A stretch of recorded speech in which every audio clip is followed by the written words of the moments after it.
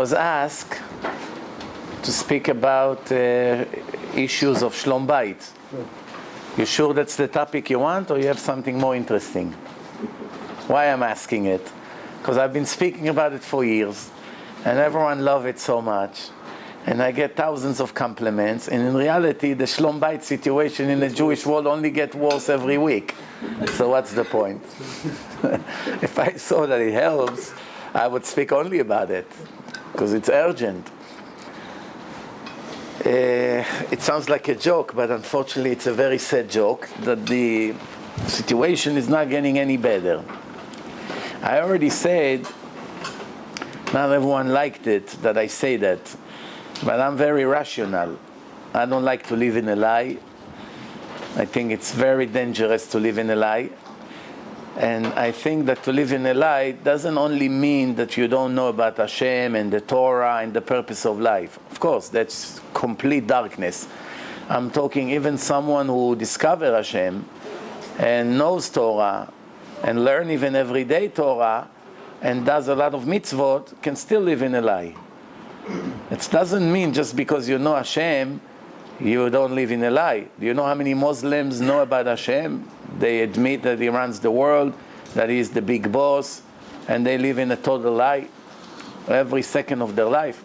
Same thing Christians and many other of the 80,000 religions and cults. So many people live in a lie, even though they believe in Hashem. Not only that, the Muslims and the Christians also believe in a Torah, but they still do everything the opposite of the Torah. But they are not the only one. There are many Jews like that also. They read one thing in the Torah, and they do the opposite of the Torah. There's two different kinds of doing the opposite of the Torah. One kind is, you know that what you do is wrong. Your desires kill you. The Yetzer Hara is very strong. Every person has certain weaknesses, and he's just very weak. He can't overcome his desires. That's one kind of doing the opposite of the Torah. The other kind is not necessarily because of desires. Not because of that. It can either be ignorance. The person never learned. How would he know what needs to be done? He never learns. Or even if he hears about it, he still doesn't want to do it because it doesn't make sense to him. He thinks he's just as big as Hashem. So he has the nerve to contradict the creator of the world. The creator of the world gave a book, and he said you should not do ABC. And he thinks, in Hebrew there's a very annoying sentence that the Israelis like to use, the secular Israeli and some of the ultra-modern ones. What do they say? Lo mkubal alai. You know what it means, lo mkubal alai? I have to hold myself very much not to patch a person that say it to me, because it boils my blood, the nerve that people have. But they're not really, it's not their fault. They're not thinking about what they're saying. I read to them. First I ask them, do you believe that the Torah is the book of God? They say yes. So then, if you know it's the book of God, who are you exactly to interfere with his opinion and his wish? You can say, I don't understand why we have to do it. One way or the other I have to do, but I don't understand. But today it's not I don't understand, but I will do it. I will only do it if I understand. That's really what's happening today. If I understand and it makes sense to me, which means I approve it, then I'm willing to do. Not always. It's sometimes even that not enough. But some people say, if I don't understand, or I do understand, or I think I understand, but it doesn't make sense to me, I refuse to do it. This is really what's happening today. But there's really no room for that. There's really no room. Because once you know the book is divine book, you have to eliminate completely your understanding, your desire, your wish to do, your wish not to do. That's all besides the point. It shouldn't be even a factor about doing what you need to do. First you have to do. So now, let's make it a little bit more organized than what it was until now.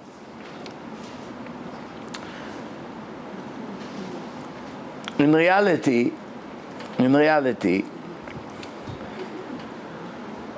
the situation on the marriages today, it's really, really bad. It's actually the worst it's ever been. I started to say to you that few weeks ago, maybe 2 weeks ago, I said in my lecture that I don't understand why secular people get married.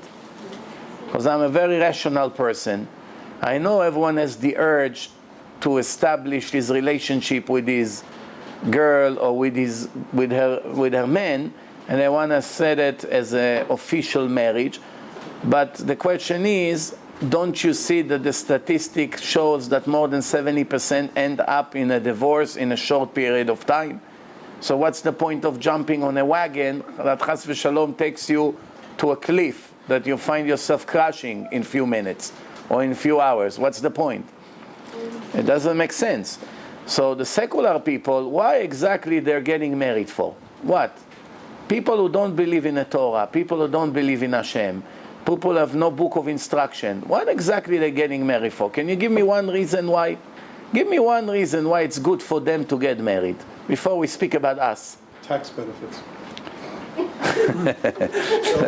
I didn't expect such an answer. But you're a lawyer or an accountant or something? They want to have children. Something inside of me tells me you speak from experience. You have clients that do it or something? Yeah. No, what's really the reason for secular people to get married? And I'm not joking. I'm 1,000,000% serious. They want to make a commitment that is deeper than a typical commitment. I know many Jews and Goyim that make very strong commitment to each other without being married. Anyway, they don't believe in a marriage institution according to the rabbinical laws. They can care less if it's a rabbi or one of the friends or a lawyer or a clerk in Las Vegas or in Cyprus. You know, they don't really care if it's a rabbi or not. Most of them don't even care if the person they're about to marry, it's permitted to them or not. They're not. Most of them don't care. Let's be honest.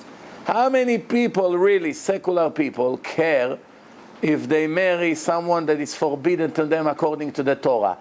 Do you know how many thousands Kohanim marry divorced women in Cyprus every year? In Israel? Why? They cannot do it because it's still against the law in Israel. Soon it won't be against the law because the government now that took over, they're doing everything they can. They're rushing to change all the previous laws that the religious government did before. So they're about to change basically every law.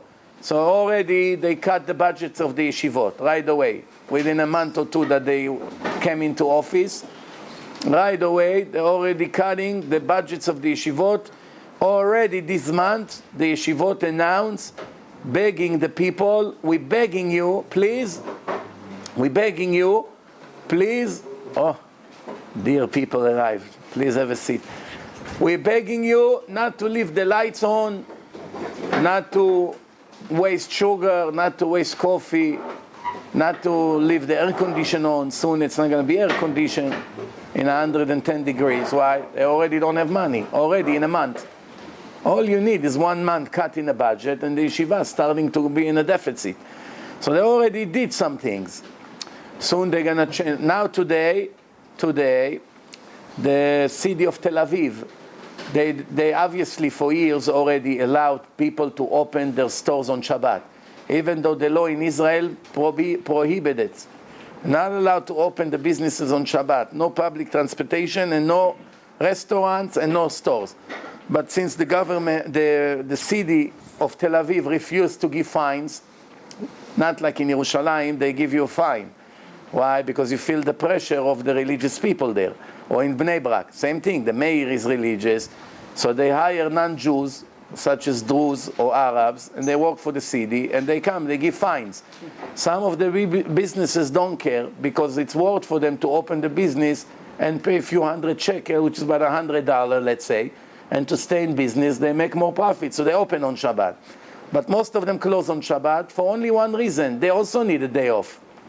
So why should they not take a day off? Anyway, Shabbat is not such a busy day in Israel because most people want to rest from the work. It's not like in America, it's a weekend. In Israel, many people want to go to places, the secular people.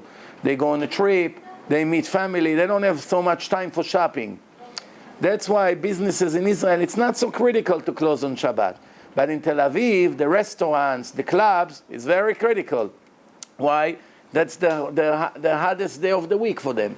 Businesses is booming. So that's why today they took, yesterday actually, they took a case to court, and the anti-religion Supreme Court of Israel, which all of them, besides one judge, hate Torah, hate Hashem, hate everything Jewish. I'm standing behind every word I say, but one of them is a religious judge, Rubinstein his name. All others are anti-religion judges, but they went by the law. They cannot go against the law. That's the end of democracy. As much as they hate it, they today announced that the city of Tel Aviv violating the rules. So what do you think the government did right away? Now they're going to change the rule. Up to now, it didn't bother them, the rule. Everyone did whatever they want. Now, since you go to the Supreme Court, we'll teach you a lesson. Give it a month, you see how they're changing the rule, and now everywhere in Israel, they'll open the businesses legally. Why? You can win against them. When they see there's 1 million Baalei Tshuva in Israel, 1 million Jews became religious in the last 25 years. So what did they do? They saw that soon the religious people will be the majority in the Knesset. So they imported 800,000 Russians goyim from Zera Amalek, from Russia, to fill the land. Why? Because they know they're not religious. And many of them are Jews who marry to goyim, or goyim who marry to Jews. So they import them to Israel to balance the situation, that they still be the majority for the next 20 years. What do you think would happen in 20 years when the religious people will be the majority again? Because they give birth to 6, 7, 10 children, and they give birth to 1 kid, maximum 2 and 3 dogs. So, so the ratio, that's what's happening.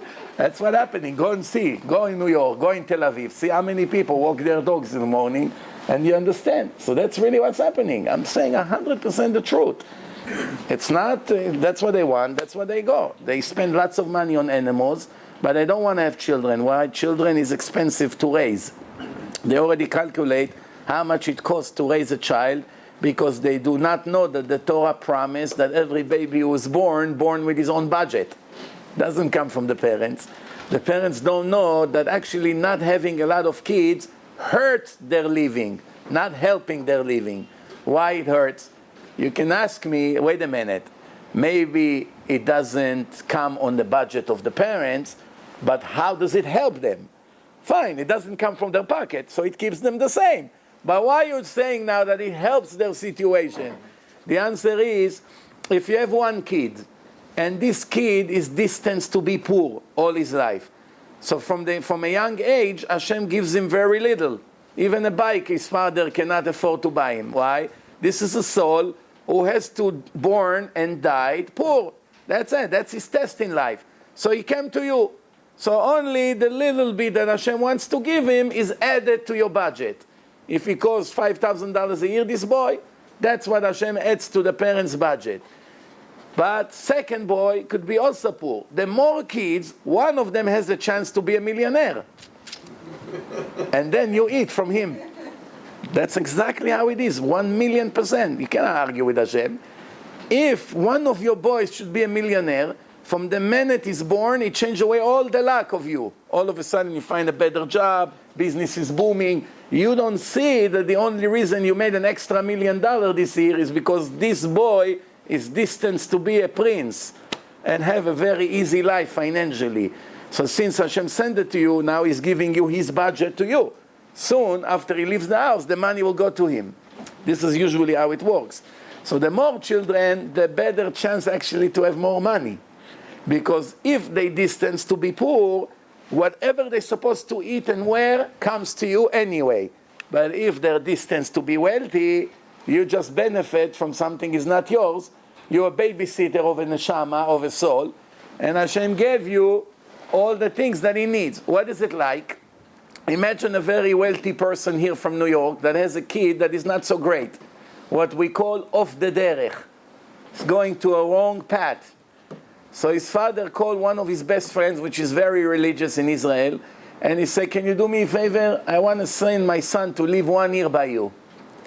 I know you live in a modest life and all that, but I'm going to send you $10,000 every month for the needs of this boy. Whatever I spend on him here, I'll send it to you in Israel and you take care of him. Now the person in Israel, he makes $1,000 a month. That's what the average worker makes in Israel. $1,000 a month, 4,000 shekel. It's the average salary in Israel. So now he hears $10,000, it's 35,000 extra to his budget. Now how much is going to spend on that boy? They live in a tiny 2-bedrooms apartment. School is for free. What is he going to eat? Gold? So he spend $1,000 on a boy and keep $9,000 in his pocket. That's the deal. So he's very lucky, because by raising this kid now for the next year, he actually eat from the kid. This is exactly how parents and children are. Let's go back to what we started. So I started to ask, let's be serious. Why in a world, an Israeli or an American or European, secular Jew or non-Jew should get married? Give me one reason why. Besides losing, I don't see one point of gaining here. Unless you know better than me. You tell me, please. Let's be honest, 100%. We're not afraid to talk. They want to have children. You can have children without marriage. They want to have Especially the goyim. They want to have legitimate children. It's legitimate children. And the law in the United States obligates you to raise these children whether you're married or whether you're not married, if you're the father. And you deny it, you do a DNA, and you have to pay exactly what the father has to pay, whether he's married or not. And the same thing, the law in Israel. So it really doesn't change anything in the status of these kids.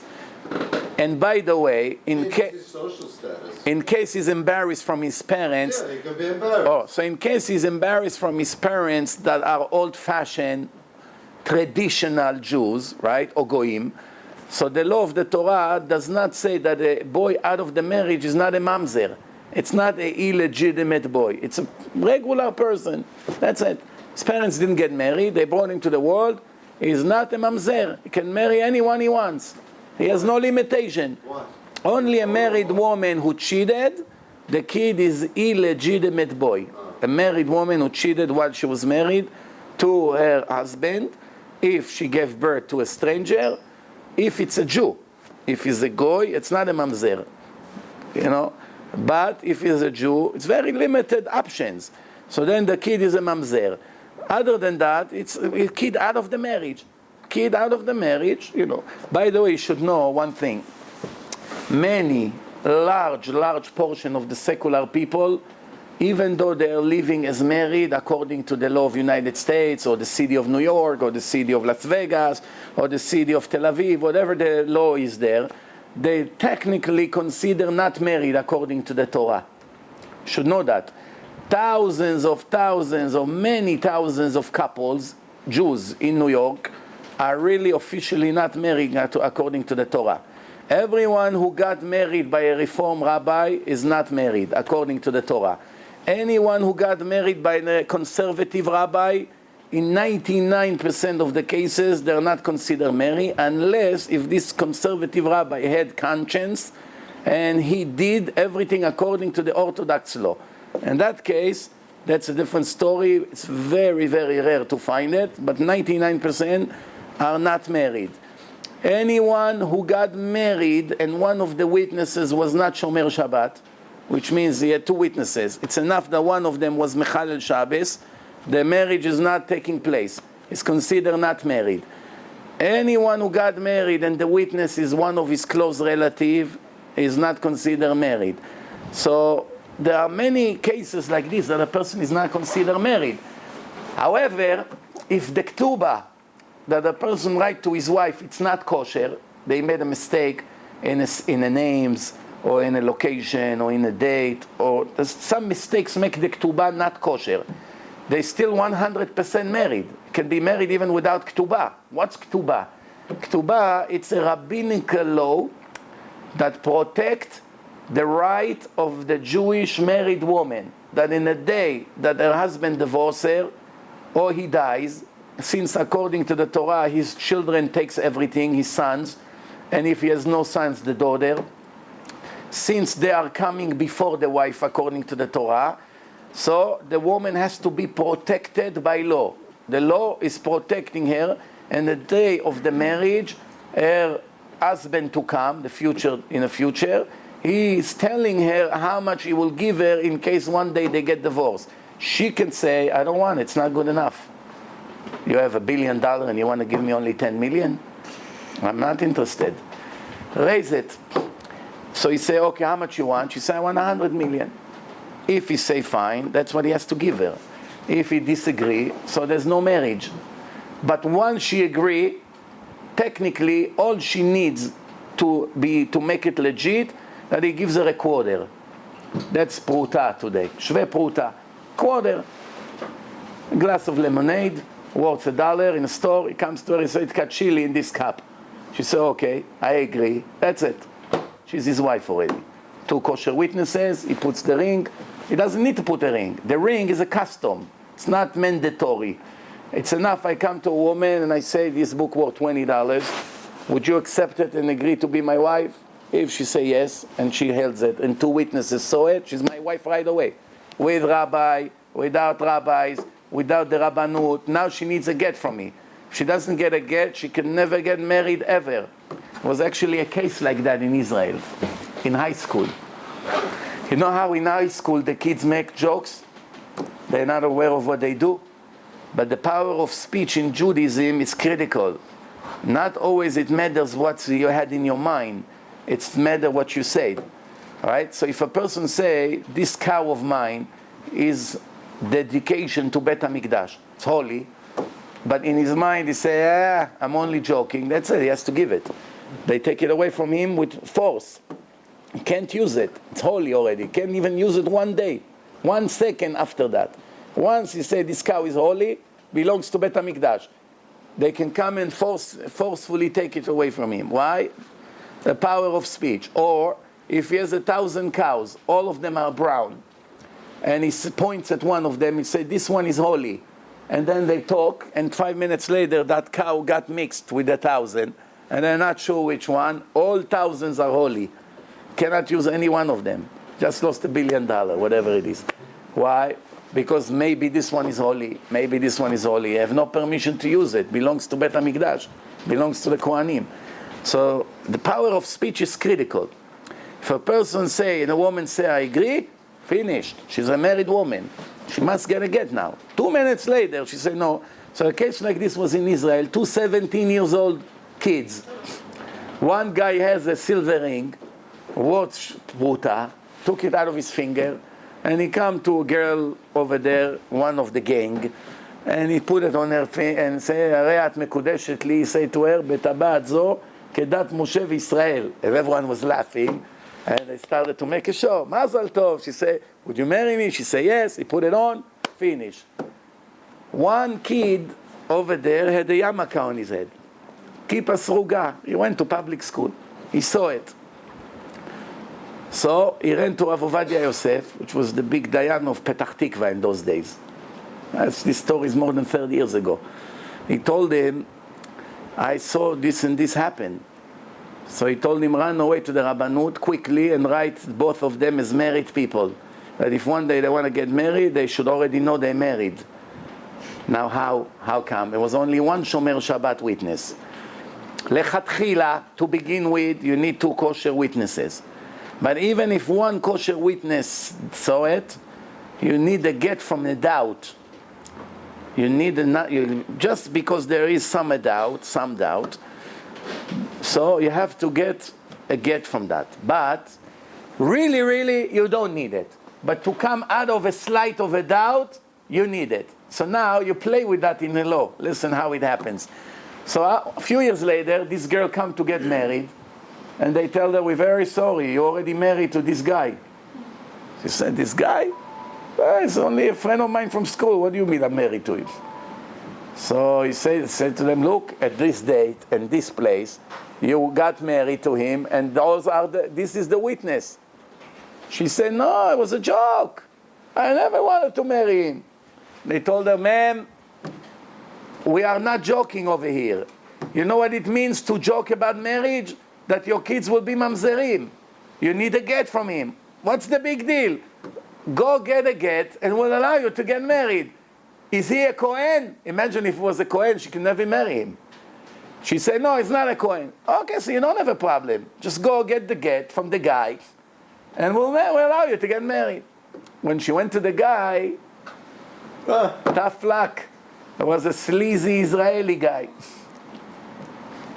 And he said to her, no problem, I'll give you the get, but you need to give me $10,000. 30 years ago, it's like 50,000 today. A young woman. You have to give me $10,000. No matter what they did, begging him the whole world, he doesn't want to let go. That's my chance to make money. You're in my hand. You want the money, you want the get, you have to do it. So he goes from one bed din to another until he came to Rav Ovadia Yosef, which is the chief Sfaradi rabbi in the world today. But at that time, he was the head of the Petach Tikva Beit Din. So he told the guy, compromise. I'll give you, I don't know, $1,000, $2,000. You don't deserve it anyway. You want to ruin her life? You don't care? Even to Rav Ovadia Yosef, he said, I don't care. 10,000 or no get. So Rav Ovadia Yosef took a piece of paper with a pen and he wrote, I am the head of the Beit Din, allow you to go get married, you're free to get married. Ta-ta-ta, he signed on it, he gave it to her with a stamp, you don't get a penny. He left with nothing. So now the question is, he made a whole lecture about this. That's how I know about the story. From his own mouth I heard it. He said, this menuval, they offered him money just to come out of the doubt.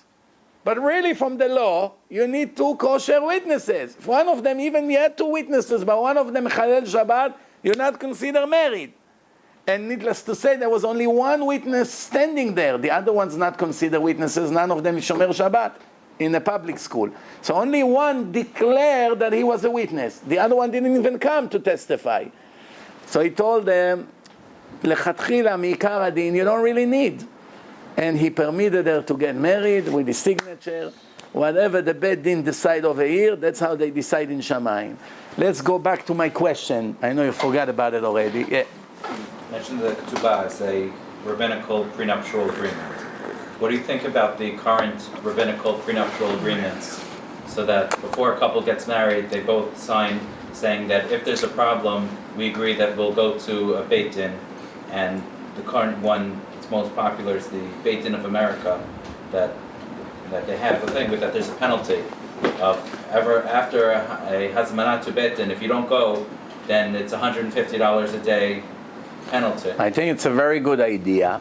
Because is it required for rabbis to do this? No, you know, you have to know one thing about Judaism, which you probably know by now, and in case you didn't know, we are, Baruch Hashem, very primitive people. Not that we're stupid, we're very smart, Baruch Hashem, but we're very primitive. What do you mean? What do I mean? We are not jumping right away to change the status quo. Right away, every little beep that somebody makes, right away, let's change the Constitution. It doesn't work this way. But however, every once in a while, someone comes with a brilliant idea that may suit the new generation, such as electric timer for Shabbos. 50 years ago, it didn't exist. One day, someone invented the timer, and it changed the way Shabbat looks. We do so many beautiful things now on Shabbos. It makes Shabbos much more pleasant, much more pleasure. We heat things, it turns on. We have light, we don't have to sit in a candle like it used to be. We have air condition in a very humid, muggy summer. It changed really the way Shabbat looks. But when Shaon Shabbat came, many big rabbis were very, very against them. Among them, Rav Moshe Feinstein. Even Rav Moshe Feinstein, the head of the modern Orthodox world, I would say, and many of the Orthodox world, he was very against it. But today, there's anyone who ever mentioned that Rav Moshe Feinstein is against it, everyone uses it. The most strict Hasid is using it. But when it came out, many people were against it. Shabbos, because it's something that no one heard of. What's the problem? No one is making Chilul Shabbat. It does it automatically. It's called marital. It looks bad. People from the outside see light goes on and off in the middle of Shabbat. For 2,000 years, 3,000 years, since Hashem gave us the Torah, nobody ever saw such a thing. That from the street you can see Jews, Mechalelei Shabbat. But, as I always say, the public overcoming the rabbinical institution always, if they only want.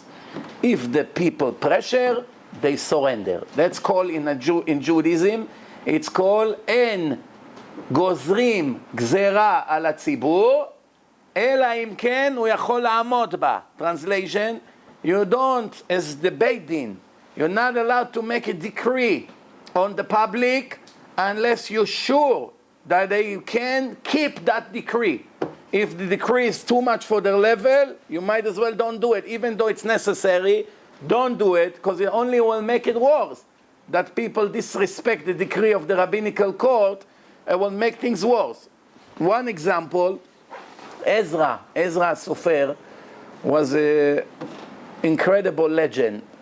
You know what his name? Why his name was Ezra Sofer? Many people think because he was Sofer. He writes tefillin, mezuzot.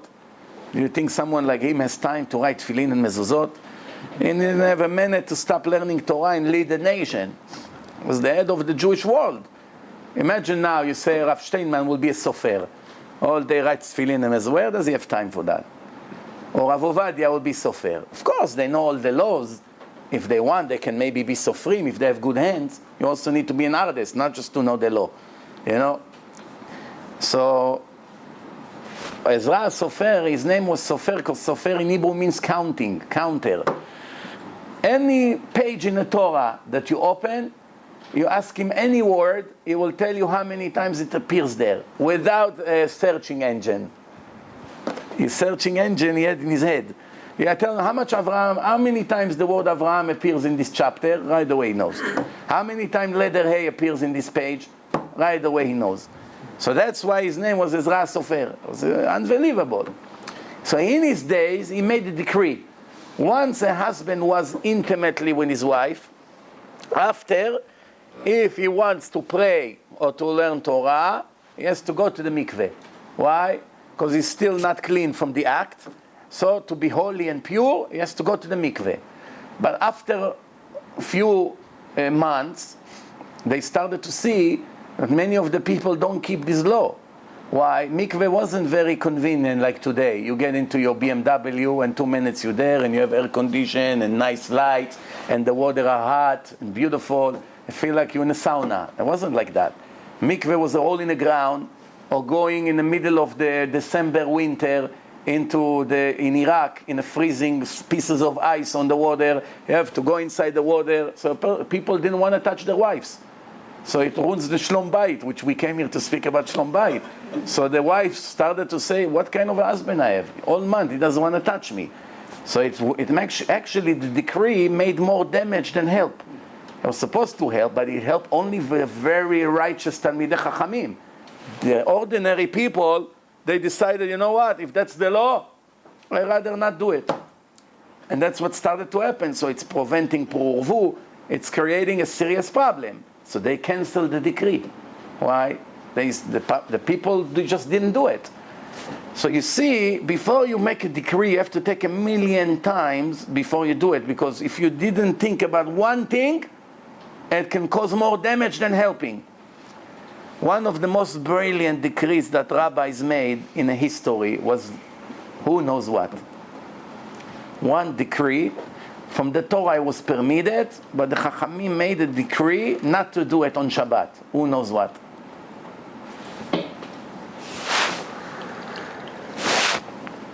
Not to tell a goy to do things for us on Shabbos. To give him instructions. Turn the light for me, turn the electric, cook for me, cut. One time in my life, I was thinking to myself, why they made this decree? If this decree did not exist, it would be so easy to make everyone religious. Because many of the people say, okay, you convince me the Torah is real. You convince me it's divine. I know it's from Hashem. Okay, enough. But I don't want to live this kind of life. I want to go to work. I want to do business. I want to talk on the phone. I want to go to places. I want to swim. I want to do things. I want to write. I want to type on my computer. I don't want you to tell me this is not allowed, this is not allowed. So I was thinking to myself, imagine if this decree never took place. Every person can tell Ahmed, you don't move from me 25 hours. Pay you, don't worry. But you next to me, 25 hours, everything I tell you, you do. Or Chris, or whatever, very easy. It will make life very easy. But after I started, after I learned few more years Torah, Hashem opened up my eyes to show me that without this decree, you probably wouldn't have one religious Jew left in the world today. Why? Because what would happen? A Jew, in the old generation, they used to have very high level of emunah, faith. So nobody thought to go work on Shabbat. But 2,000 years ago, the owner of the mikveh, it wasn't like today you click a button and the electric does the job. You needed to bring pieces of wood and throw them into the fire. Otherwise the fire will die on you on Friday night. 3, 4, and especially in the winter. The wood is less for X amount of hours. You constantly have to add wood to the fire, which is forbidden on Shabbat. So what they used to do, if the mikveh is cold, no one comes. And people pay per usage. The more people come, the more money they make. So since it got cold, they didn't come. So they came very early in the morning and added pieces of wood into the fire that they will make more business on Shabbat.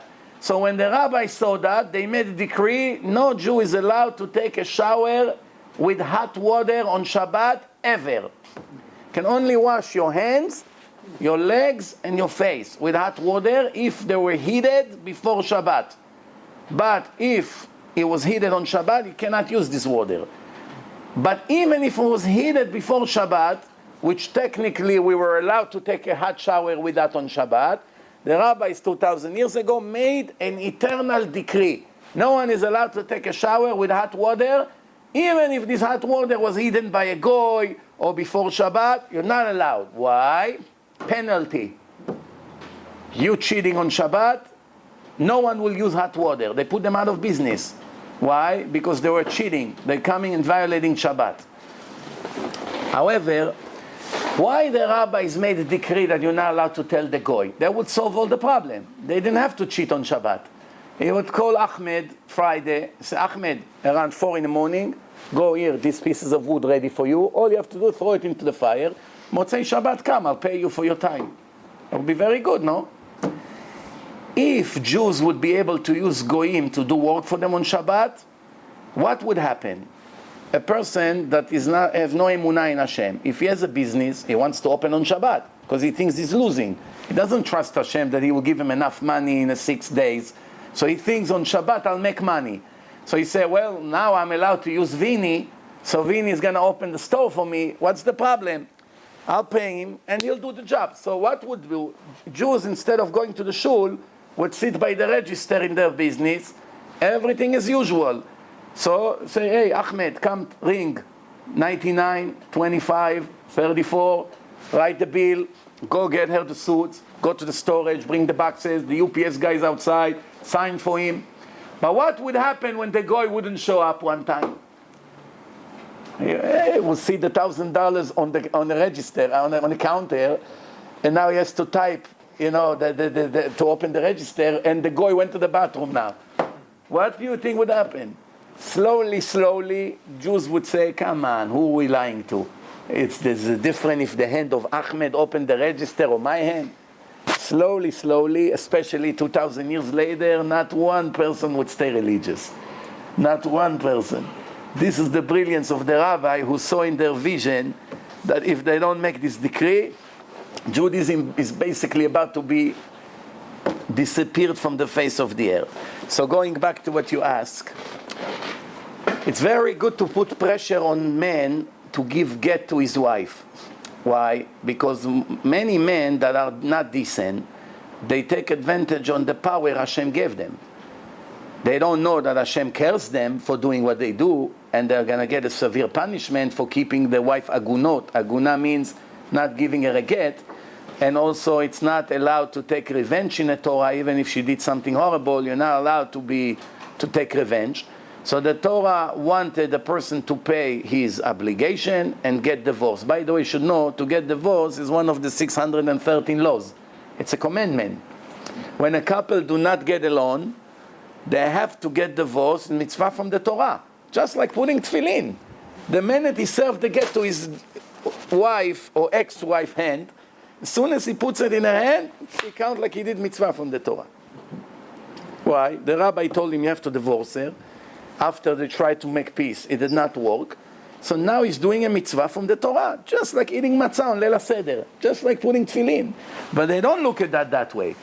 Rather, every day that he keeps her aguna, every hour that she suffers, he is going to pay for it when he dies in his trial. Every hour. Why? What permission you have? I didn't give you this power to take advantage on people. The same way a policeman is not allowed to take advantage on people just because he can do whatever he wants. Can put you in jail for life if you make up a story. Try to shoot at me. Go prove now. Today, Baruch Hashem, they put a lot of equipment. But what happened 20 years ago? If you have an anti-Semite policeman, sees you with the yarmulke, and he hates you just because of who you are, he can make up any story against you. I caught him with drugs, he bring drugs from his home and plant it in your car. By the way, they do it. Today, when they try to catch someone many times and he keep sneaking out from them, and then they attach to him something he never did. Why? Because in their mind he's guilty on all the other counts, and they do it all the time. They put things and they want to get a search warrant from a judge, so they have to tell the judge a story, and the judge won't approve it. But of course, some of the judges is their friends. They drink whiskey together in parties, the commissioner of the police and this judge. So it's different judges. One judge will give him a warrant.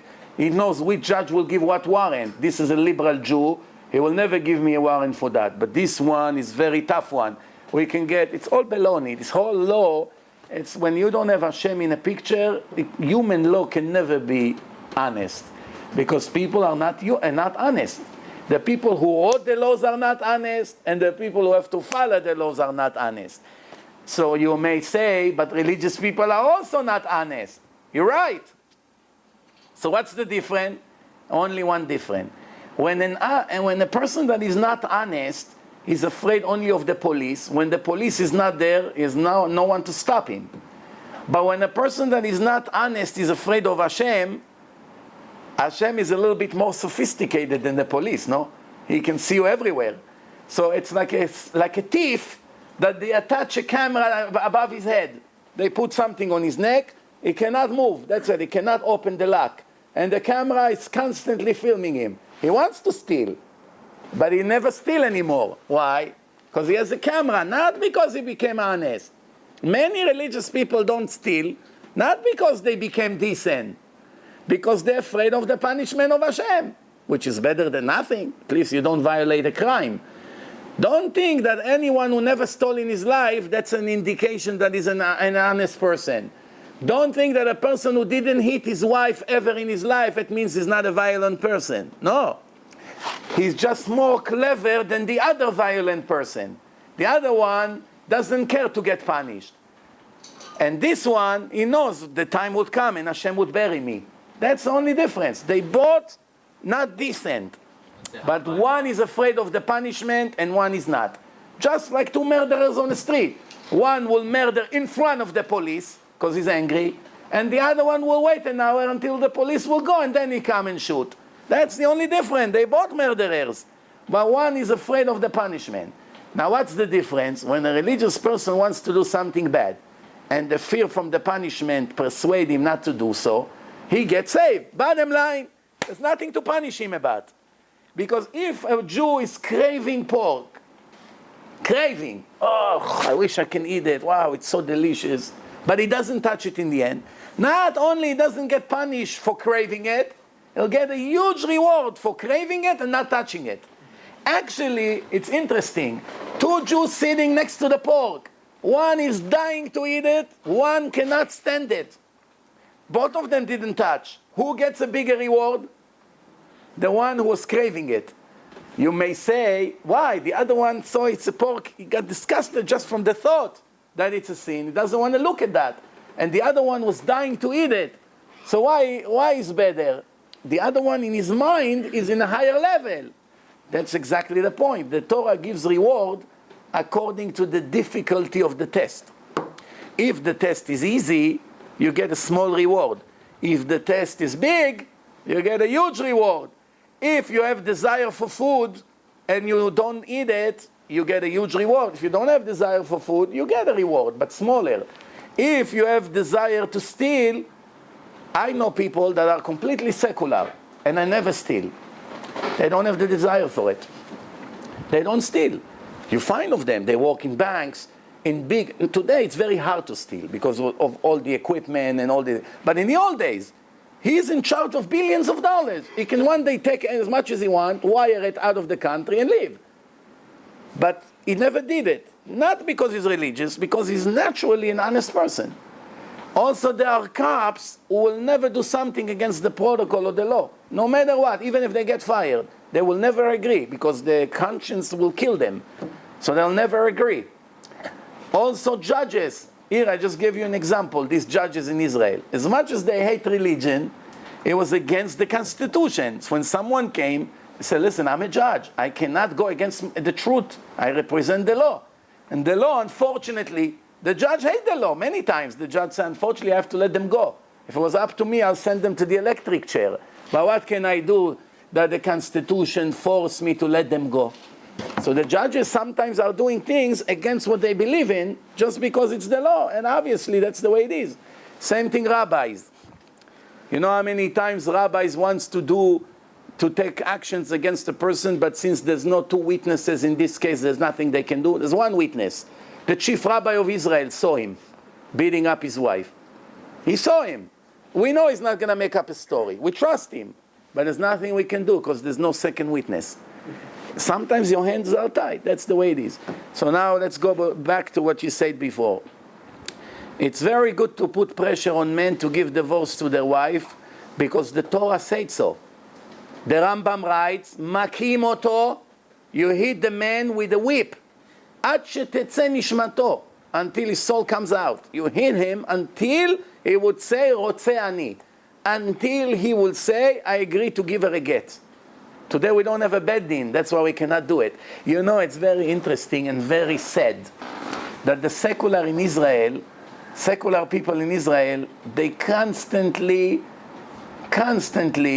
bad-mouthing the Torah and the Halacha, and in reality, the Jewish law is 1,000,000 times better for the women than the secular laws. Why? First of all, the Torah say woman comes first. Husband died or get divorced, first you collect her ketubah. If nothing left for the children, nothing left for the children. She has to cash on her ketubah. This is the most feminist document in history. But they constantly speaking against it. Why? Because they don't even understand what it is. Ignorance as usual. Second thing is, they come and say, what kind of Torah you have, Rabbi? I'm going to be stuck now for 10 years because he doesn't want to give me a get? He's the worst person on earth. He should be killed for what he did to me. Was beating me up, was cheating, was starving me. You know how many nights I slept on the floor? He abused the kids. She has a whole list of accusations. And now I depend on his mercy to give me a get? What kind of Torah is this? Makes sense, no? Who agree with this? Don't be afraid. If a woman claims such a thing, she's right or wrong?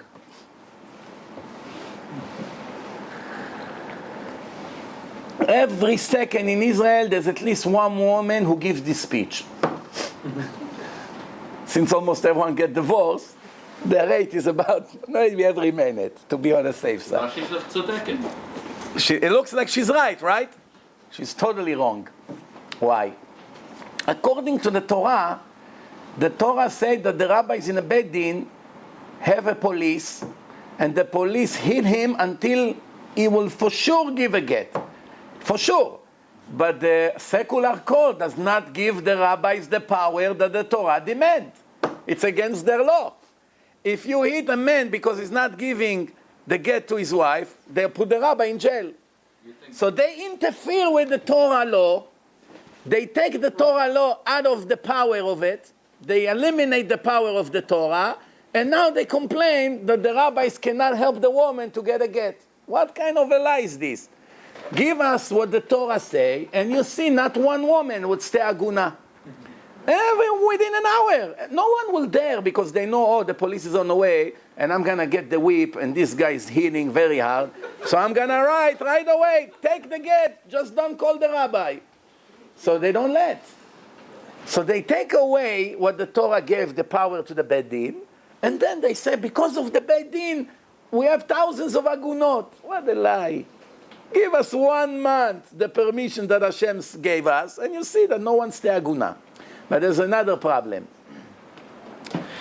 Since we cannot do it, they don't let, so now they came up with this idea, that in the time that he gives her the kiddushin, he already commit to her in a ketubah that in case they will separate, and the Beit Din say that the Beit Din and told him that he has to give her the get, from that moment on, every day he doesn't give, it would cost him X amount of money.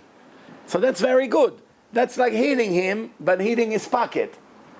Do you know how many people rather get physical hit than losing $1? One time when I maybe 20 years ago, I knew a guy here. In those days there was beepers, there was no cellular phone.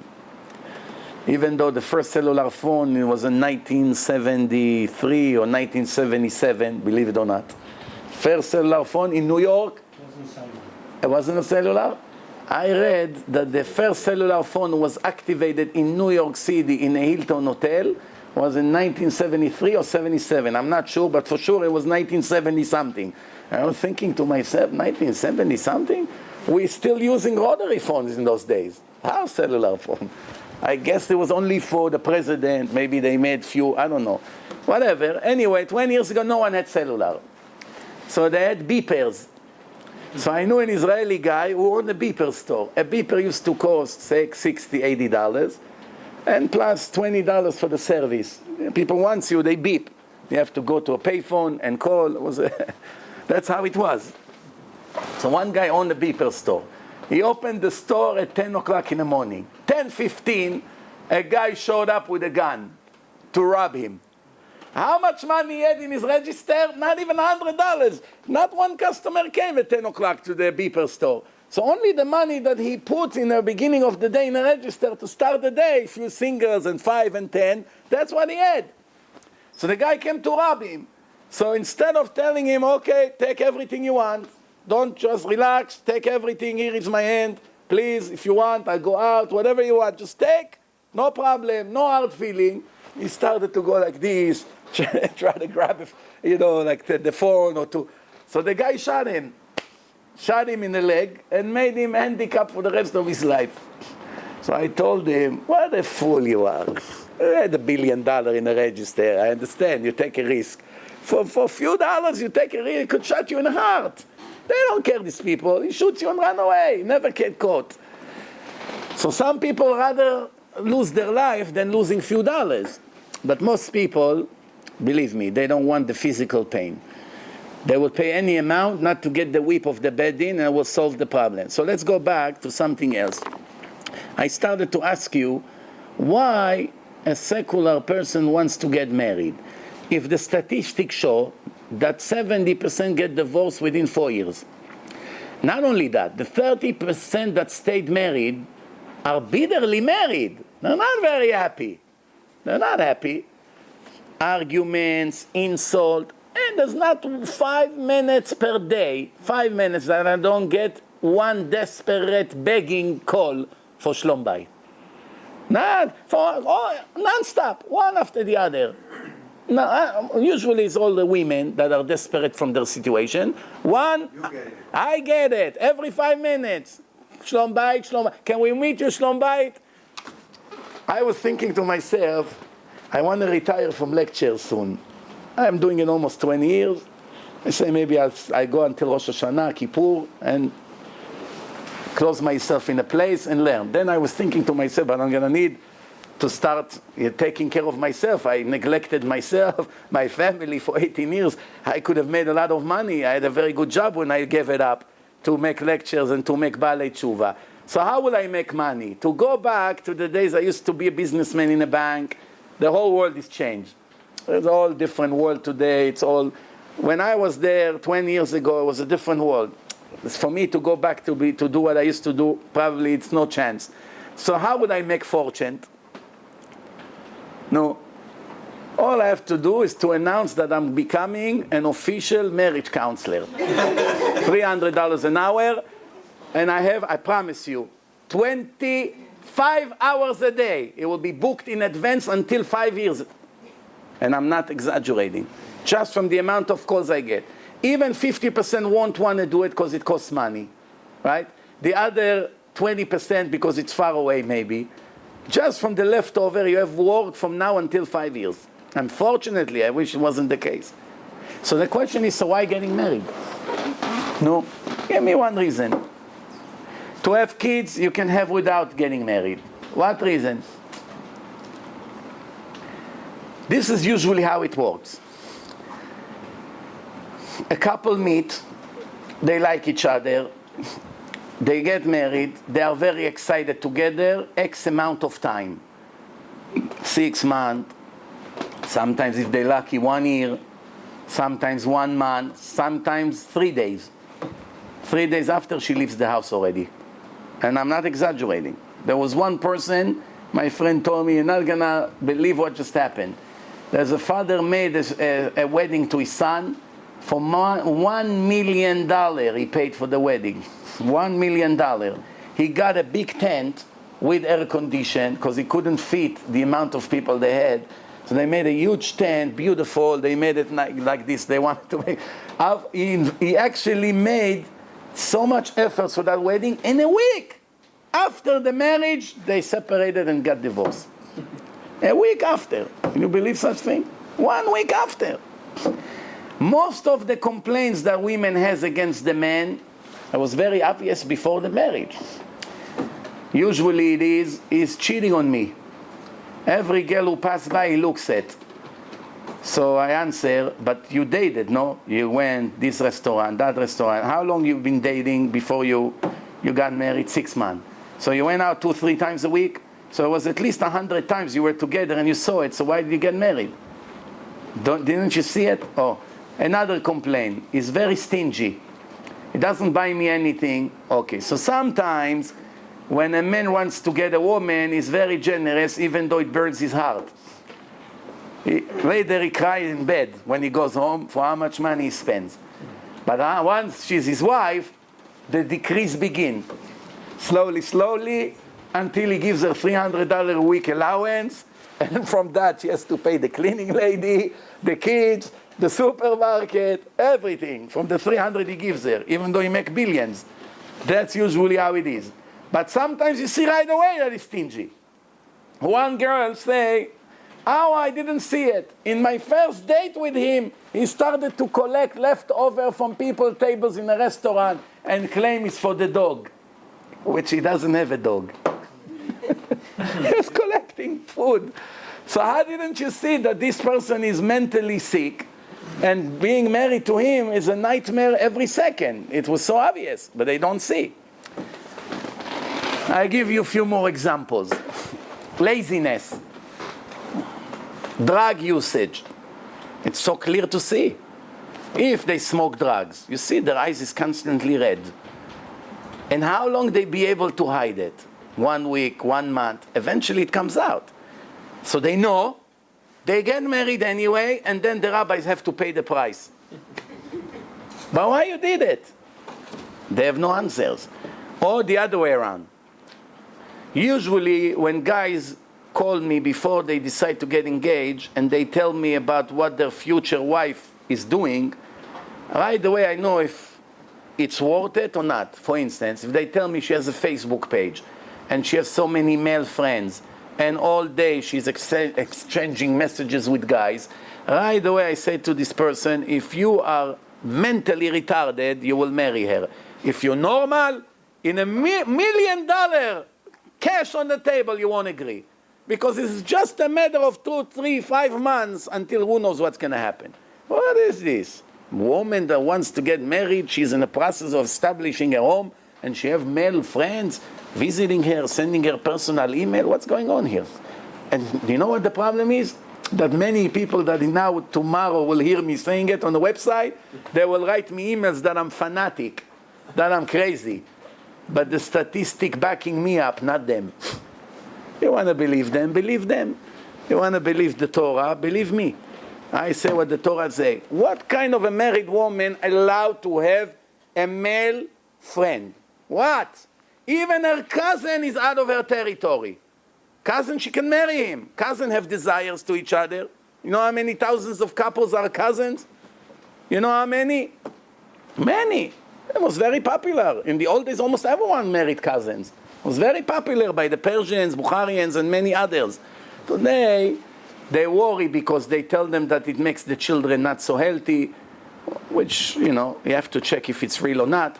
But, so cousin, it's my cousin. She's going to a lunch with her cousin, a married woman. The concept already is rotten. The concept is rotten. So you ask me, yeah, but she's not so religious. So who say she has to get married? If you don't want to do it the right way, stay single for the rest of your life. You want to have children, you and your girlfriend will have children. But what's the point of getting married and then fight in a court and kill each other and the lawyers take all the money? I had a couple in LA. The lawyers already took 2 houses from them in the most expensive neighborhood in America while they're battling their divorce. So each house was millions of dollars.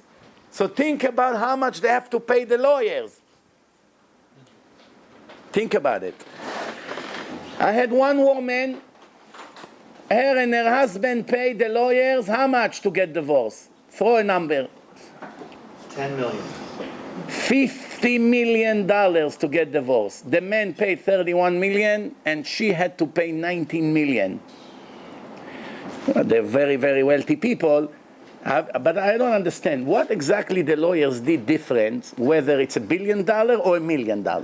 If a husband and wife get divorced and they have $1 million property, whatever, all together, it's the same filing, the same court appearance, the same fighting for the kids, the same everything. Why over here it's going to be $25,000 retainer and over here it's going to be $50 million? Who's to say that when a couple get divorced, you need to get percentage from their money? You have to get paid by the hour and finish. So that's caused very serious problems. Why? Because people in this country, they're very bitter when it comes to lawyers.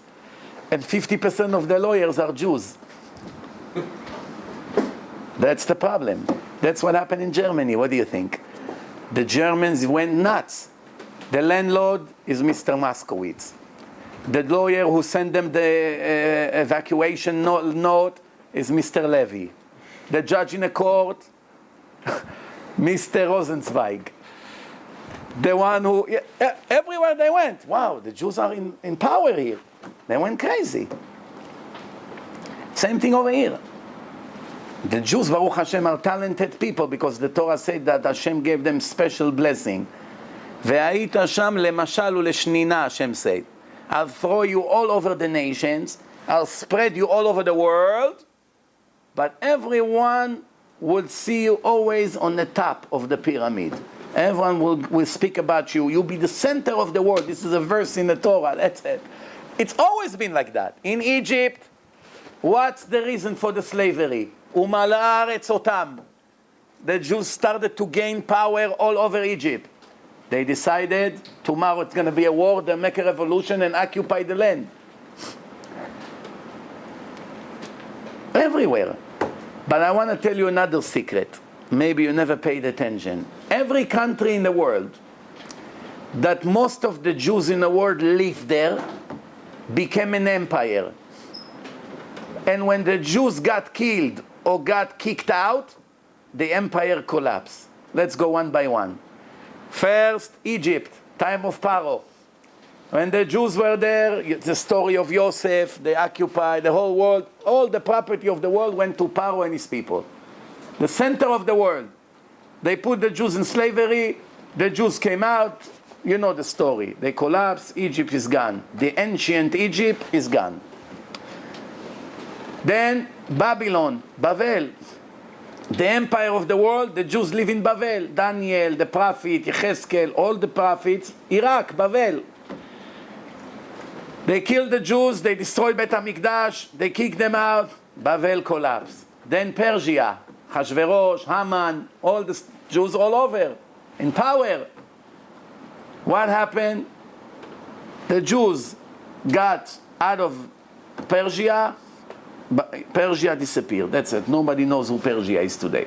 Iran today is a different country. Talking the ancient Persians, that's it, they gone. Then comes the Greeks.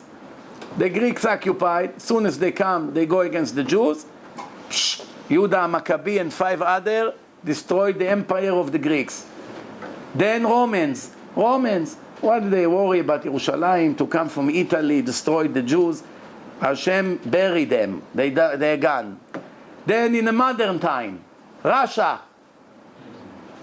All the Jews in Russia, they don't let them out. It was against the law for Jews to leave the country. As soon as they opened the gate, Russia and the communism collapsed. Iran, before Khomeini came, the Shah, he was one of the most powerful and beautiful countries in the world, full of blessing, wealth, parnasa, modern art, great music, philosophers, lots of nice things. Controlling the oil market in the world. The Jews got kicked out or left. They went back to become 1,000 years more primitive in time. Everywhere you go today, once the Jews live there, Hashem blessed the place.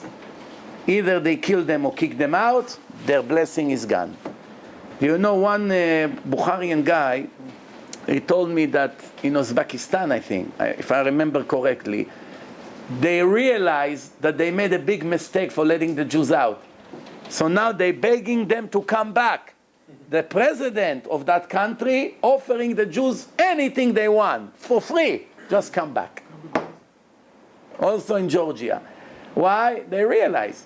Most of the Goyim don't realize. They don't see the connection. They forget that the Torah said that the blessing of the place is all thanks to the Jews, because Hashem doesn't put them in the hand of no one. He put them in the hand of a strong nation. And in order for them, for the Jews to be in the hand of an empire, He brings them very high. So I started to say, we the Jews, Baruch Hashem, are very primitive. Not that we're stupid, we're very smart. We are primitive, which means we're loyal to our sages and our fathers from 2,000 years ago. Why? We don't have our nose up in the sky. We know our limitation.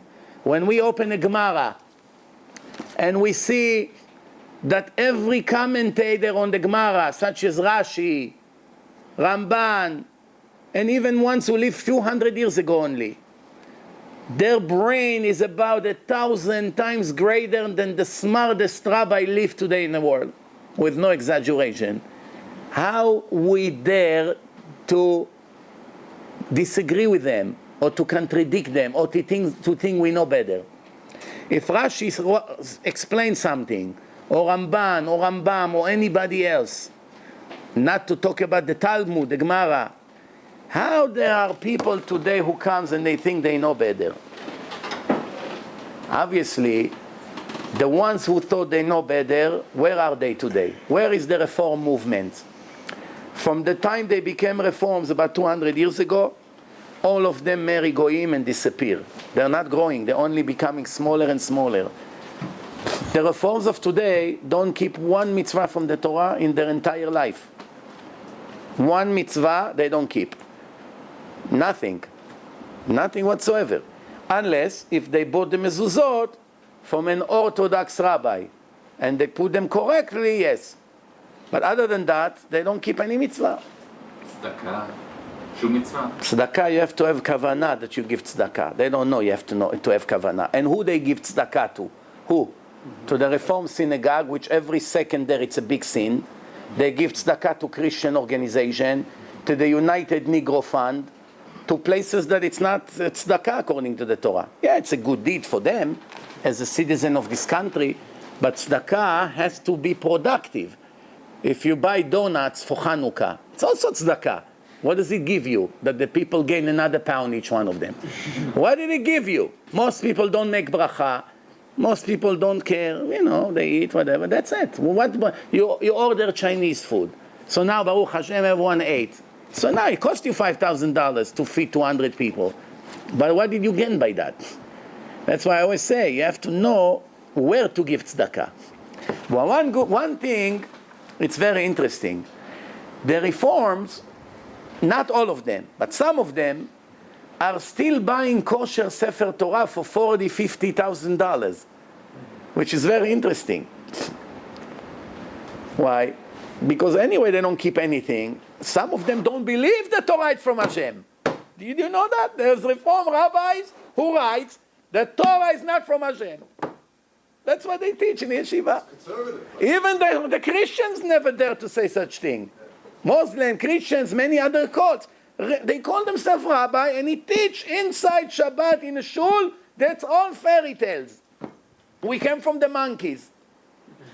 But when it comes to buy Sefer Torah, they spend $40,000-$50,000 according to the laws. Well, buy a printed one like the kids have in Simchat Torah. $20.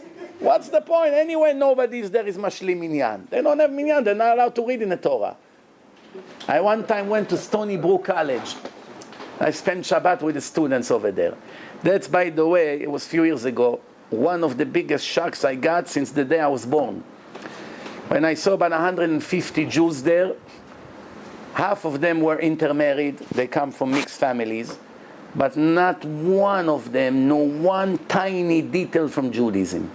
They're all in science college. They don't know one thing from Torah, nothing. Nothing whatsoever, not even how to wash their hands, nothing. Unbelievable. The shock that I got there. So on Shabbat morning, I need to go to pray somewhere. So the Chabad rabbi over there, which is in charge of the campus there, he told me there's minyan 15 minutes away. You have to go out of the college, there's minyan. When I got to this minyan, so he showed me one conservative rabbi. And he said to me, you see, this rabbi is not Shomer Shara, he's conservative. But we had kosher minyan, Baruch Hashem. I counted 10 people who don't drive the car on Shabbat. But the ones who were in charge of organizing this minyan was a conservative rabbi. And he told me he donated a book, Sefer Torah. He paid $50,000. When I looked at that Torah, I never saw beautiful Torah like this in my whole life. Such a beautiful writing of Torah scroll. I was thinking to myself, the poor guy, Mechalel Shabbat, comes with a car. I spent $50,000 on the Torah. It doesn't make sense. People don't use their head. You're violating the foundation of the book. What is it like? Like a guy comes, say to his wife, I love you, and right away break a bottle on her head. That's exactly what it is. So she said to him, why are you doing this to me? He said, because I love you. So she said to him, hey, listen, love doesn't mean to break a bottle on my head. Love means to give me nice words, buy me a gift, hug me, kiss me, do something nice, take me to dinner, show me you care about me. When I have a surgery, you read Tehillim for me. That's love. So everyone would know that this guy either is crazy or he hates her if he breaks this bottle on her head. For sure, he doesn't love her. This is what Hashem say to us. Don't kiss me. Listen to me. Leave your kisses out. I'm not interested in your kisses. Don't do me big favor, build a $6 million synagogue that you can come there with a car. I'm not interested in this impure place. Better for me, you make a $5,000 basement room, just put some sheetrock, paint it, put a cheap rug, and a little broken table, buy kosher Torah, doesn't have to be fancy, kosher, and keep the laws, than building 5 million synagogues for $1 billion each. It's all garbage in my eyes. Same thing Hashem writes in the Torah, do I need your sacrifices? Better for me you keep the laws than billions of your sacrifices. Throw your sacrifices to the garbage. I'm not interested in that. I'm only interested in what? And you listening to me. So let's conclude. Technically, a person who doesn't believe in Hashem, and a person who doesn't believe in the Torah, and a person that even believe in Hashem and believe in the Torah but doesn't live according to the Torah, if he's smart, he shouldn't get married. Conclusion, from 18 years of experience, because what's going to happen is, in 6 to 12 months, his life will become a nightmare. He will be bound into a legal agreement that will cost him a lot of money to get rid of. He will have horrible obligations that he doesn't want to keep. He will have a roommate that he cannot stand, so he doesn't pay. Now, if you say, okay, even though the odds are against him, 70% get divorced, but 30% get married, the odds are not good. The 30%, also most of them live in a horrible condition. There are maybe 5% who live in a decent marriage, secular. They live in a decent marriage. They respect each other. They share nice things together. But just because a man doesn't cheat or the woman doesn't cheat and they respect each other and they too intellectual who give respect to each other, doesn't mean they don't cheat in their mind. Maybe they don't dare to do it in their actions, or maybe they feel bad for the kids, or maybe they're embarrassed from what people would say, or maybe they have a very high position in a government or in a firm or in a hospital that it's very bad for their reputation to be divorced. It still exists that some people may look at him bad, so they sacrifice a lot, but it doesn't mean that every day of their life they don't hope, I wish I get out of it. So the point is, what's the point of being married? There's no point. Now let's talk about religious people. A religious person who keeps Shabbat, keep mitzvot, keep everything, but doesn't want to fulfill his obligation as a man or as a woman, also better not get married. Now you may say, okay, but a man, a secular man, he goes, he has girlfriends, he makes sins, he doesn't look at that as a sin. He can live like that almost forever. But a religious man or religious woman, they're not allow anyone to touch their finger unless if they're into a legal marriage according to the Torah. So why are you saying that they shouldn't be married? So it's true, but it's worse to be married and abuse each other verbally, physically, behaving wise, than to make the other sins that I mentioned. It's worse. Why? Because sins between you and Hashem you can correct in Yom Kippur. Sins between you and people, if the people will not forgive you, you will not be able to erase. So if a person abuses his wife 10 years until she finally got rid of him, he has much to erase, and she doesn't forgive. Usually women don't forgive forever. It's very difficult to make children forgive you and make women forgive you because they operate with the heart.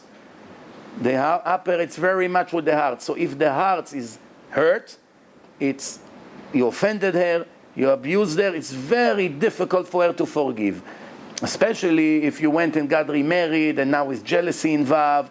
So usually when people get divorced, what happens is the wife poisoned the children against the husband. Even if she's a decent woman, she doesn't do it out of evilness or being a bad person. She does it out of protection. She lives with a constant fear that one day he's going to steal them away from me. And that's the only thing I have left. So she begins to poison them with truth and lies constantly. So it's a lot to lose. Many of the religious men who got divorced, they became very miserable. Very, very miserable. So the point is like this. You want to be happily married? You must, before you get married, and I'm telling each one of us, include myself, we all need improvement. You must accept on yourself to live according to the laws of the Torah, which means to correct your bad midot, personality, ego issues, jealousy, stinginess, anger, laziness, etc. If you enter the marriage and you're full of negative traits, the marriage cannot succeed. Two of them have ego, constantly fighting. A person gets tired of fighting eventually. One person is hardworking, the other one is lazy. The hard-working person one day give up. So what do I need this husband? A bum, all day sleeping, do nothing. Don't work, don't bring parnasa, takes advantage on me, takes advantage on my parents. Why do I need this? So you have to work on your laziness. Anger. Fighting constantly, breaking things, throwing things, abusing each other. If you want to make a couple that abuse each other, make peace instantly. What's the solution? Do you know? A husband and wife, right now, in front of you, wanted to kill each other. Religious, not religious, non-Jewish. They want to kill each other. How do you make peace between them? Right away. Is it possible? The answer is it's impossible, except one way. There's one way. But you can only make peace between them for maximum 3 to 4 hours. Then they'll go back to kill each other. How do you make a husband and wife that abuse each other verbally and physically become in their honeymoon for the next 3 hours? Show them their wedding video. Show them their wedding Nah, if you show them the wedding video, she's going to say, what a fool I was. How did I let him fool me? It's going to make things worse. You invite them to an ultra-Orthodox wedding. When they arrive, the bouncer there, he said to him, man, to the right please, ma'am, to the left. Now, all the way driving to the wedding, they were killing each other. Cursing, throwing, horrible behaving. As soon as they arrived to the religious wedding, man to the right, sir to the left. What happened? What? I'm not going to sit next to my husband? What are you saying? Say, no, it's a religious wedding. Men separately, women separately. Moshe, what's this? I want to sit next to my husband. Make us a table on the side. Just 2 minutes ago, she said, if I had a knife, I'd chop your head off. in the car. Before, 2 minutes ago. Now, Moshe, she holds his hand. We sit together. If not, we leave.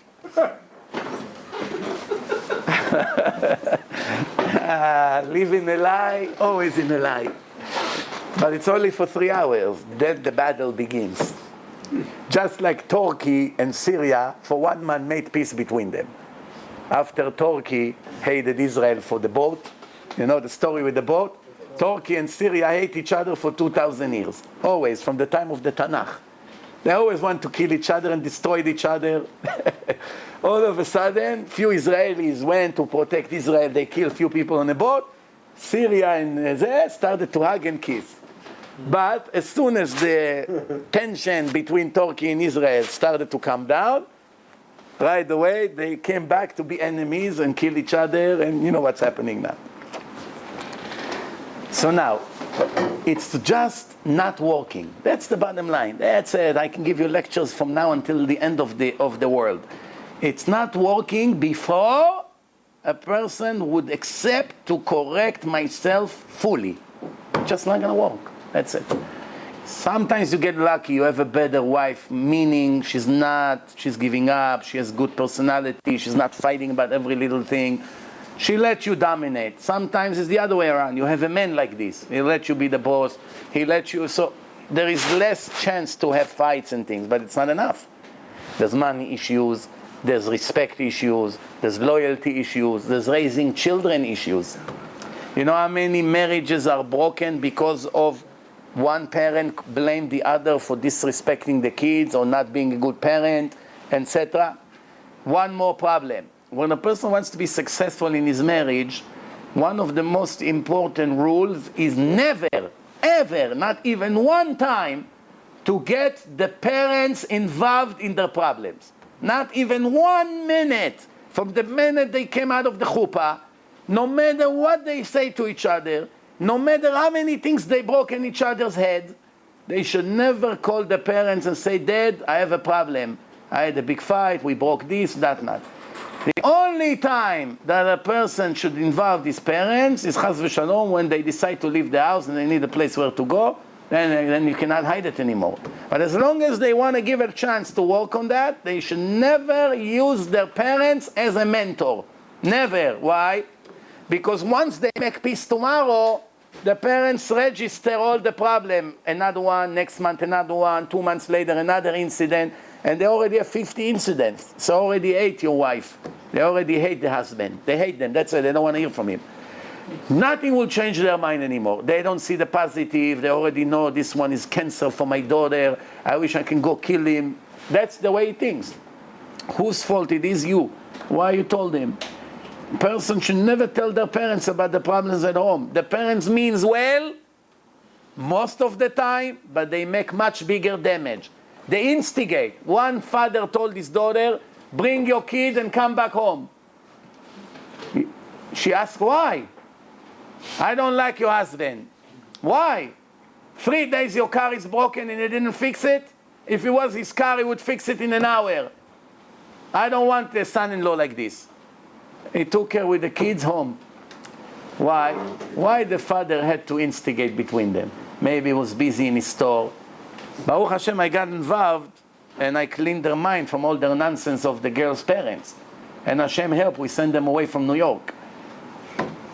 It was only good for a few years until they came back. Once they came back, the next day he called me up, the problem started again. So you see, the parents, they mean well for their children. I want to believe that at least 99 out of 100 parents, they mean well for their children. They want to help them, but they make damages. Why? Because they're not objective. They don't see the picture correctly. Every once in a while I see a parent that take the other side, not his son or not his daughter. Very, very rarely. Usually it happens after many, many years that they saw my son messed up so many times, I have no more excuses to protect him. So they are already protecting the wife. But it's very, very rare. Also, one more problem in marriages. People want to marry only their own kind. And that leads them to marry the wrong soulmate. Why? Because their parents push them and put pressure on them. If he's Syrian, so his parents say, don't dare to bring any girl that is not Syrian. Only Syrian will be welcome in this house. We don't want anything else. After all, maybe we compromise on Egyptian. Maybe, because it's very similar, you know, the Arabic, the food. But you bring Chas v'Shalom Ashkenaziyah, you're not our son anymore. Or the other way around. The Polish guy say to his daughter, who is this Yemenite guy? You want to kill your parents? It's not our culture. We can't do that. And that's already against the law. Racism, it's a very big sin. We don't have permission to think we're better than some Jew that born in a different country or speaks in a different accent or dress different or eat different food. It's very, very against the law. Nowhere in the history there was permission from one Jew to discriminate another. Even mamzer, even an illegitimate boy, can be the chief rabbi of the community if he's a Talmid Chacham. Yes, he cannot marry a regular girl. He needs to marry one of his own, because Hashem doesn't want to make the entire nation of Israel mamzerim. Because once mamzer with a not mamzer get married and have a kid, is also becoming mamzer. So if mamzerim will marry everyone, in 2 generations, every Jew in the world will be mamzer. Understand? So therefore, Hashem keep them in one league. Marry, but each other. So there's no permission like this. I know it's easier when the girl or the guy come from the same background, that the parents can communicate with their own language and eat the same gondi or gefilte fish. I know that. That's the dream of every parent. But apparently Hashem knows better than the parents, and Hashem doesn't match people only based on their language or their accent. It doesn't work that way. Many times your shidduch is the girl that she's different than you, from different nationality. That's your shidduch, no one else. Every other girl, because she comes from a respectful family and the parents are rich and they know your parents from Iran or from Bukhara or from Russia, what does it have to do with the shidduch? Matching the souls is a job that only Hashem knows how to do. We do not know how to do it. We can only go up to how much we can do. But we do not know. When I see a good guy and a good girl, I can swear on my life that they belong to each other. We just do as much as we can. He's decent, she's decent. They look alike, in a level of beauty and stuff. They are both righteous, they both keep the laws, they like each other, they love each other. We say Mazal Tov. Definitely, we shouldn't go by names and Kabbalists and people who pretend they're God. Gotta be very careful from these people, because this is an epidemic today. Everyone who has a nice beard and a nice sombrero already thinks he's God. Now, some of them are very, very big crooks, and they do it for money. But not only crooks do it. Even righteous people that really means well, they just mistakenly go into these things because they do not have the whole picture. I learned a lot about it, and I check all the sources of these things. No one should go to any Kabbalist or any specialist to tell him if this is the right shidduch for him based on names and based on gematriot and based on things like this. This is not Judaism. You can only have a rabbi that you trust, and when you want to marry a girl or a guy, you have to present the person that you're about to marry and tell all the good and all the bad about him. It's no lashon hara, it's fetoelet, the Torah allow it, and he has to give you an advice as someone who have experience in life, not as the Eliyahu Hanavi who pretend he see the answer on the sky written. No. He has, whenever people ask me about shidduchim, I ask only what the Torah requires. Shomer Shabbat, yes, let's move on. Learning Torah, the guy every day, at least minimum an hour that he connects to Hashem. If no, I say if I would be you, I wouldn't marry him.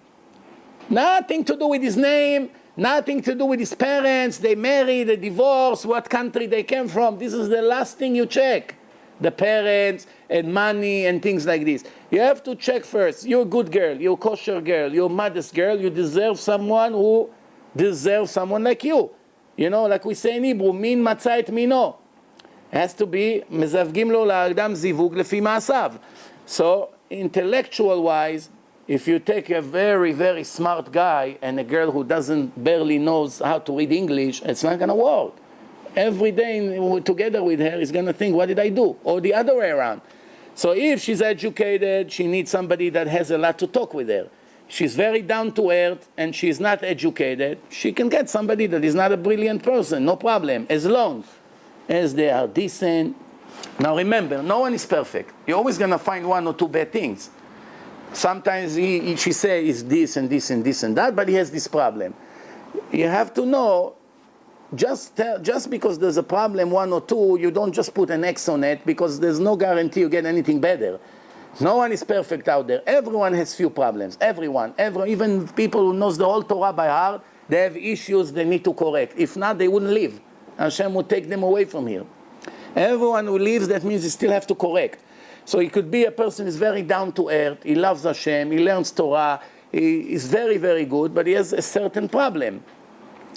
So just because one problem exists doesn't mean it's not a good shidduch. However, if there are too many problems, there are some problems that even one problem, you have to call it off right away. Facebook. One thing, Facebook I said before, I'm talking personality-wise, traits. Who knows what midah you can never marry a person if he has this horrible trait? Anger, Stinginess. ego, Task.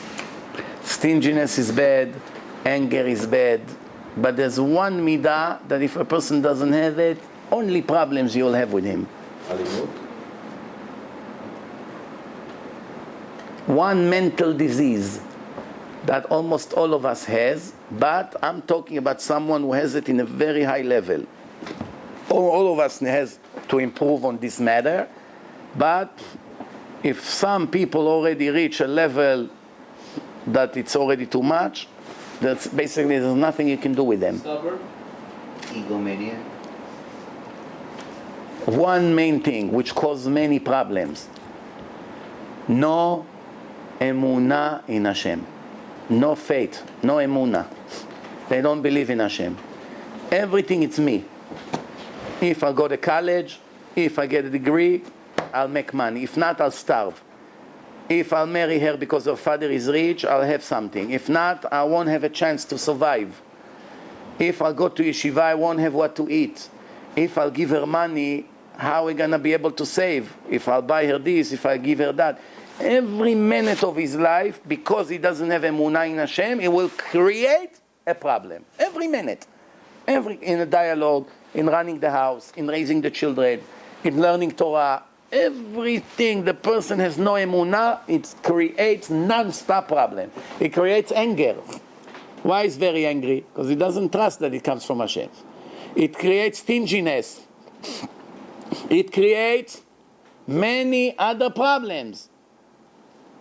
So once a person wants to marry another person, please do yourself a favor, make sure the girl or the guy have a high level of emunah. They have emunah in Hashem. Our parents in the old generations, most of them didn't have money because the world wasn't what it is today. They got married without a penny in a very modest wedding. Some of them were in a backyard in a neighborhood. The last generation, almost all the parents in Israel got married in the neighborhood. In the neighborhood. That's why there's a minhag to do Sheva Brachot for 7 days. If they would write the Gemara today, they would not make this custom. It's a big burden.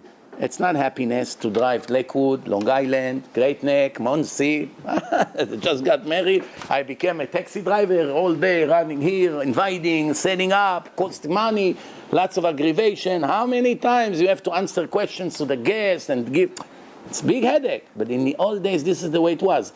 You live in a neighborhood, in an apartment, and all the Sheva Brachot was in your apartment. You have to do nothing. You don't have to schlep. You don't go around. Everyone brings food into your home.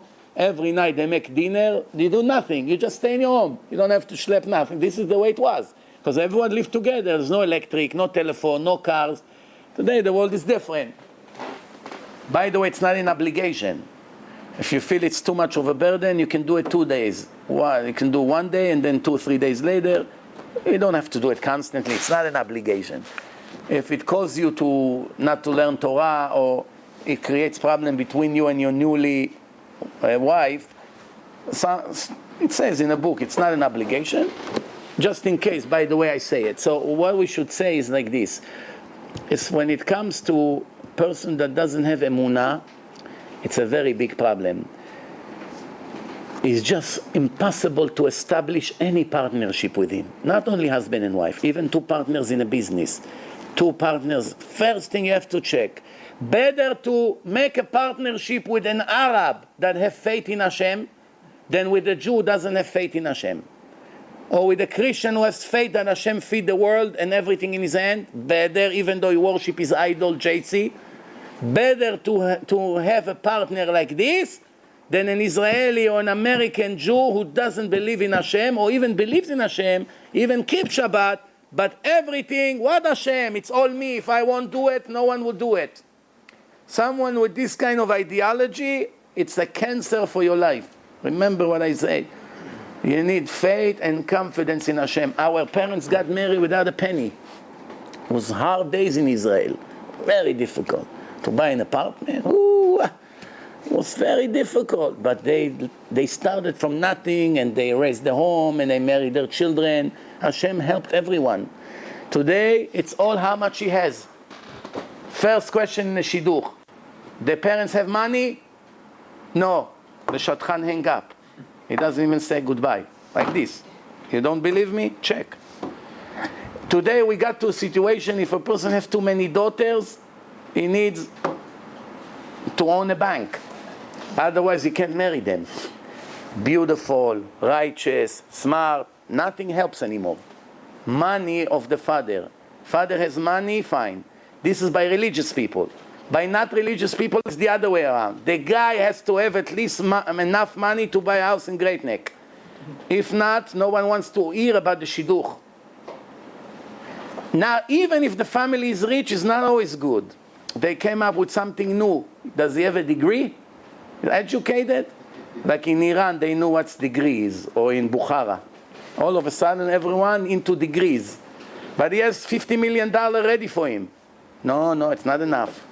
We are educated. Or they came from a village and we came from Tehran. No, it's not the same. We came from Moscow. We're not regular Bukharians. They came from the villages, they're sitting on the floor eating pita like this. We were in a college in Moscow. My father was, my mother was a piano teacher. Who cares about all this nonsense? Righteous or not? Religious or not? Have faith in Hashem or not?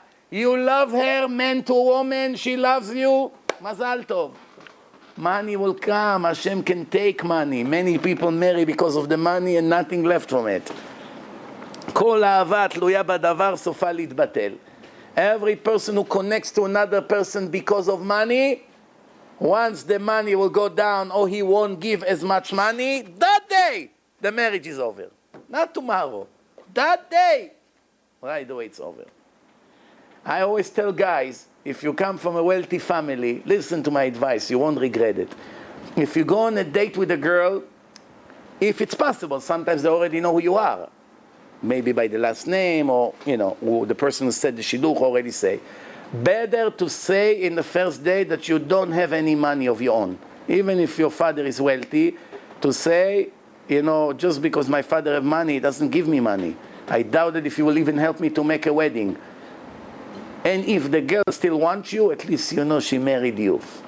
If you try to be a big shot, put your expensive Shabbos watch, and take your father $200,000 car and make a show off, today you smile, in 5 years from now it will burn your life. Because you never ever know if she marry you or marry your watch. I always like to tell this story. I knew a guy, he made $60 million in 1 year. He brought a liquor from Paris, he built it up in New York, and he sold it to a distribution company with his brother, $60 million. And he became wealthy. He was 30 years old, bought himself a big mansion in Long Island. One day, Hashem brought him to me. I made him religious. So he came to me for Shabbat. We got to know him. We set him up with a girl. Ba'alat Tshuva. So when he came to the Shidduch, he stopped by my house, and he had maybe $200,000 Mercedes, very expensive, the best, most expensive car. So I told him, leave your car in my driveway, take my car. My car was maybe $2,000 car. So he looks at the car. Just by looking at my car, he almost fainted. So he said to me, why? What's the problem? I said, do you want the girl to marry you or to marry your car? Go with the lousy car. Enough with all this show off. Go as a simple guy. So he didn't want. So I told him, you know what? You don't need to go to the date. Just send your driver with the car. She anyway will marry the car. So, she will send you a letter. The car is good, I marry you. You know what happened to this guy? Didn't work out with this girl. In the end, he went to a place to buy an expensive watch in some mall, not in New York, and one Russian girl, not Jewish, was waiting for him to hunt him.